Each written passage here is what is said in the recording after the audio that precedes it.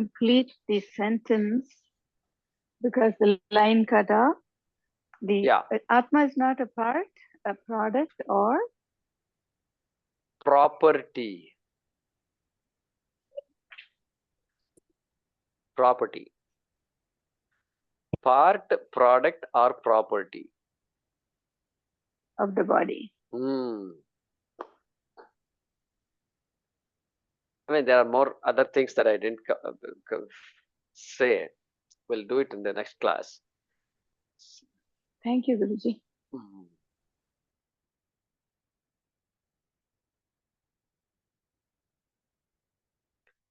All right, Prakash Bhatt, go ahead. Yeah. Sorry, Guruji, just before you got interrupted with audio issues, you were talking about something about 5. You said something 5, and then we lost the track. Just wanted to. Yeah, so see what happened. I wanted to mention those 5 things. 5 things means what? Paramarthanandaji talks about 5 things that you must immediately, that should come to your mind whenever Atma is talked about. So only the first thing I said today. Atma is not a part, product, or property of the body or the mind. Body, then brackets mind also. 4 more things I should say. I'll do it next class. Okay. Okay. Those things are going to come. So Atma is that which enlivens the body. Which enlivens the body. That makes the body conscious. Fundamentally, body is not conscious. That is why it is possible for death to happen and body becomes unconscious. Why? Because Atma is fundamentally not like that. It is endowed. Just like the electricity goes in and makes the bulb bright. You've got that. So, and then Atma extends beyond the boundary of the body. 3rd capsule. 4th capsule. Atma survives even after the body is gone. Correct? This by now we know all these things. It's not new. 5th capsule is what? Atma requires a body in order to manifest. Means by itself, Atma is not visible at all. It is not there. So if you want, somebody has to be there to recognize all these things. That body, the Upadhi has to be there, a mind has to be there to dwell on the grandeur of Atma. Those are the 5 attributes of Atma. Not attributes, wrong word. I can't say attribute because Atma does not have attributes. 5.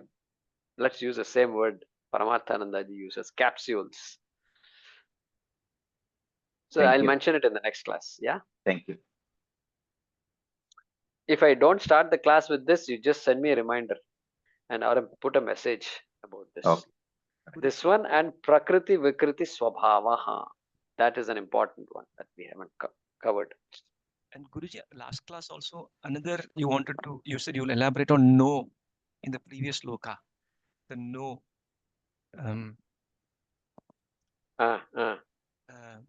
That also we can do it in the next class. Yeah. Somebody asked about the no in the last sloka. No vikaroti nityaha. Na kshiyate no vikaroti nityaha. Na jayate no mriyate. No mriyate. Yeah. Right. Now I remember. Yeah. Ask me in the next class. Yeah. Okay. It's not great. So I'll tell it now itself in case. Na u. That is no. Na u. It's 2 words really speaking. No is 2 words in this case. 2 words. One is na. Na, you know what it is. Not na jayate, na mriyate, na vikaroti, etc. U means indeed. U means indeed.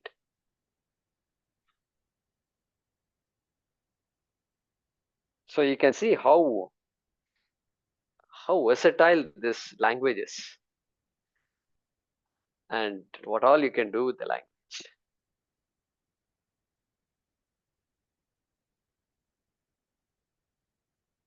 Good. Yeah, Prasadji, go ahead.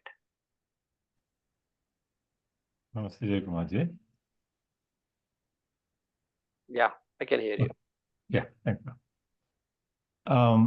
So in the last class, I think the Pratibodha Matra has come. Sadaika Rupaha Pratibodha Matra. Understand that it's because of vrittis, the one which you talked today about, the inner movements of the mind, we have the conscious experiences. If I understand what conscious, so there are two things here, that unchanging consciousness in every experience and the changing the name and form. So if I say that way, two things for just sake of deliberation.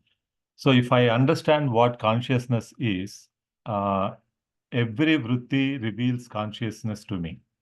If I suppose that way. For So example, Prasad, if I after I did not hear your question. I was frozen. I don't know if you noticed all this. oh yeah. I just All of you are frozen for the last 15 seconds or so.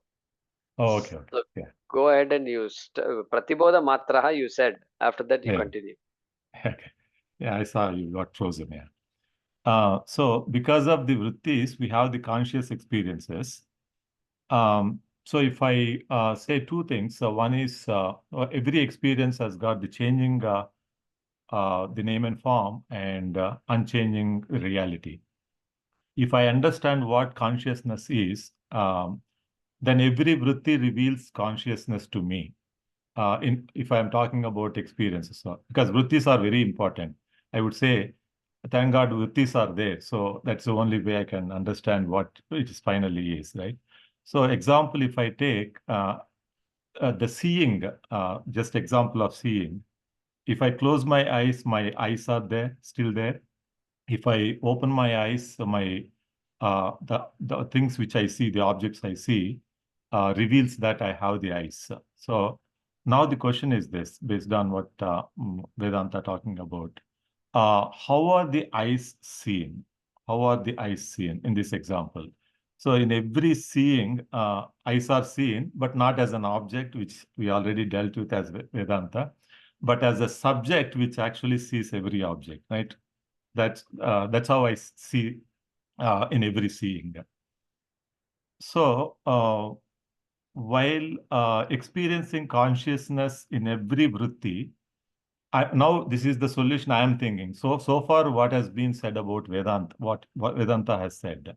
Now I'm thinking, how are the eyes seen, or how are the consciousness revealed to me in every experience?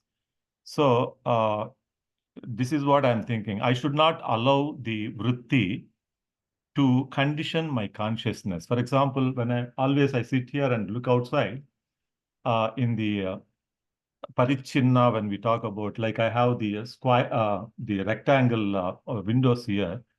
When I see through that, I see the sky, but I am conditioning my mind to see the rectangular sky. But the sky is not rectangular; it is vast, right? So I'm conditioning. So is it that while looking through the window, still I should be able to see the sky rather than a rectangular sky? So this is how I realize consciousness, because I understand that, yes, you say that it is not to be seen as an object, but it is the subject through which everything is seen. But the problem for us is that in every experience, how do I realize that? So how to discriminate that particular I thought, when you talk about I thought, how to discriminate that? That's the question. Yeah. So good question. And I thought is somewhat easier because I thought is a thought. Okay, I thought is a thought. So Yes. fortunately, thought means it is there in the mind. It is a particular vritti, and even that it's going to be difficult to visualize. Correct? Even the I thought, you have to accept that I am aware of myself. That is I thought. Yes. I am aware of myself. That is I thought.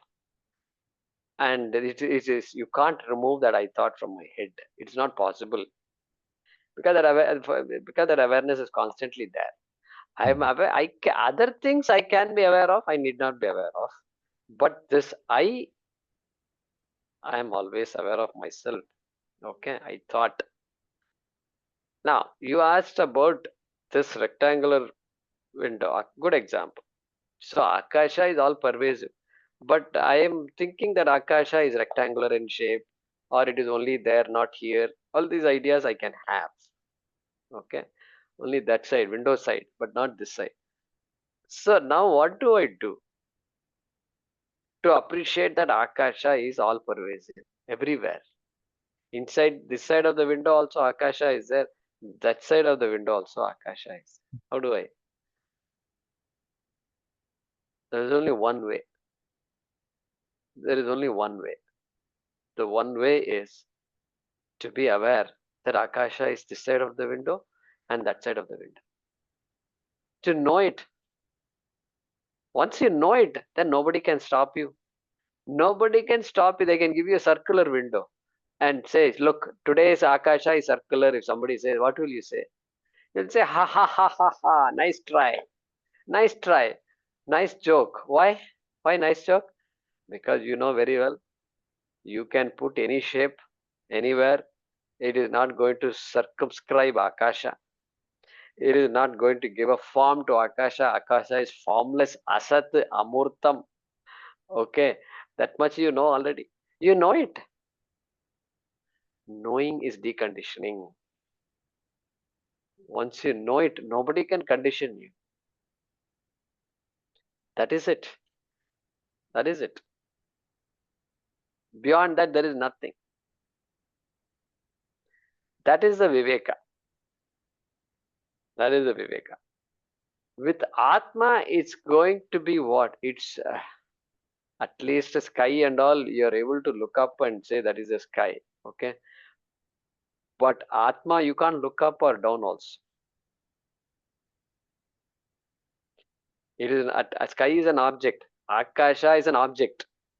Akasha is mithya. It's an object. It is anatma. But Atma, what do? You can't. You will try your best to concept. Close your eyes and then conceptualize Atma. You can try that, but you'll fail miserably. You know why? Because you are Atma. Atma cannot conceptualize Atma. You can conceptualize, okay, any concept is possible. Concepts are concepts. Concepts are vrittis anyway. But none of the vritti is Atma. So that's why. That is why. Neti neti. Aparokshataya. Sakshat is an important word. And I did not. There are some more things I wanted to explain about Sakshat. Maybe I'll do it next class. That Aparoksham I have to talk about. So, knowing oneself is experiencing oneself. If at all I can use the word experience. I want to experience Brahman. I came to this class, I registered for this class only to experience Brahman. Be careful. Knowing Brahman is experiencing Brahman. Maximum. I don't like to say that. I never said that. But now I am saying it. If at all you want the experience of Brahma, you have to know Brahman. That knowledge is all you can call experience in this case. Even saying experiencing Brahma is also a problem. Correct. Then somebody will ask, Tripurti is there, experiencer, Tripurti. experience object. Then I have converted Brahman into an object. So you can't say experience also. And knowledge also you can't say, because somebody can come and say, if you say you know Brahman, then what? I am the knower. Brahman is the object that I knew, and that knowledge is called Brahman knowledge, Brahma Vidya. That is why Shastram says, hey, the knowledge, don't take it as an action. Nyapti Swarupaha, they use all these words. It means you are the essence of Brahman, is your own essence. And so that is why you can't know Brahman like that, they say. Naham manye suvedeti, nona vedeti vedacha, yonas tadveda tadveda, nona vedeti vedacha. So this is brilliant, Kenopanishad. It looks like the teacher has finished teaching. And then The teacher is asking the student, now do you know Brahman? And you know what the student says? Naham manye suvedeti. Hey, I I I don't know Brahman. As an object, I don't know Brahman. Because every knowledge is of something only. And if I say I know Brahman, I have objectified Brahman as an object somewhere there. Naham manye suvedeti. Like that he talks about. No navedeti vedaja. At the same time, it is not true that I don't know Brahman. Look at that. It is not true that I don't know Brahman. Because I know Brahman, you know.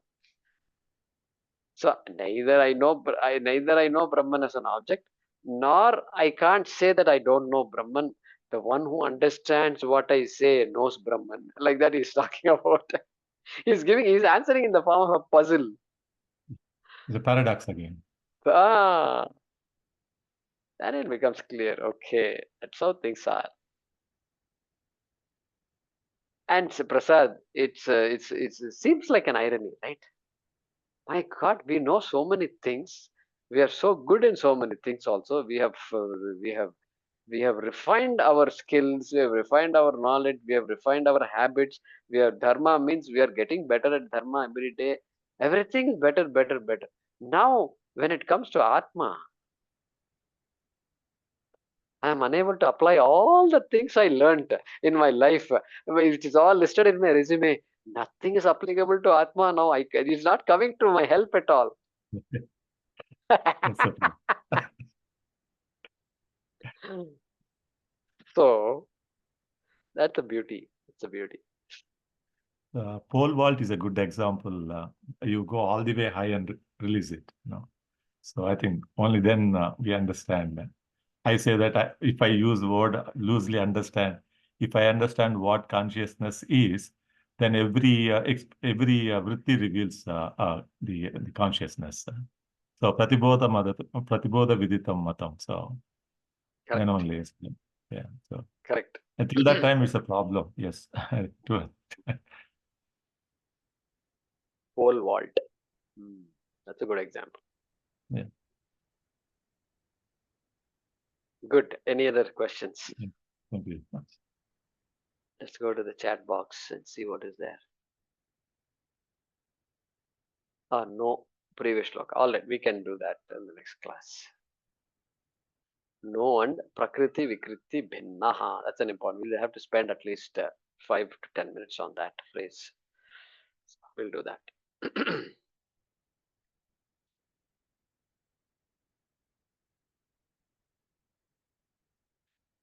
So the Swamini Ji's talk is there tomorrow. So what should we do, Narayan? Should we post it again in the group or? I just posted in the Vedanta group. I've already posted in the Vedanta group just now. I'll again repost it in the community group also. Okay. Sounds good.